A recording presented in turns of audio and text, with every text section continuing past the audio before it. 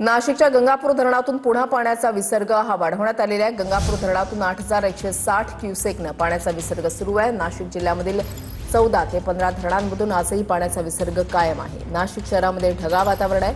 हवामान खात्याकडून पावसाचा अंदाज वर्तवण्यात आला आहे। चंदन पूजाधिकारी आमचे प्रतिनिधी अधिक माहिती देतील। चंदन,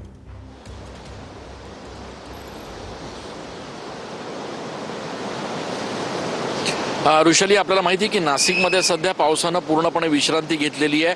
मात्र धरण पाणलोट क्षेत्रामध्ये पावसाची संततधार कायम आहे आणि त्यामुळे नाशिकच्या गंगापूर धरणातनं सध्या 8,160 क्युसेक एवढा पाण्याचा विसर्ग सुरू आहे। खरं तर हा विसर्ग 2 दिवसांपूर्वी कमी करण्यात आला होता, मात्र आता पुन्हा एकदा गंगापूर धरणातनं पाण्याचा विसर्ग वाढवण्यात आलेला आहे। दुतोंड्या मारुती जो आहे तो या ठिकाणी कमरेपर्यंत पाण्याखाली असल्याचं बघायला मिळत आहे। यासोबतच रामकुंड आणि गोदाघाट परिसरातले जे छोटे मोठे मंदिर आहेत ते देखील आता पाण्याच्या अधिपत्याखाली आहेत। त्याच्यामुळे पाण्याचा वेग जो आहे तो वाढतो आहे, त्यासोबतच पाण्याची पातळी देखील वाढती आहे।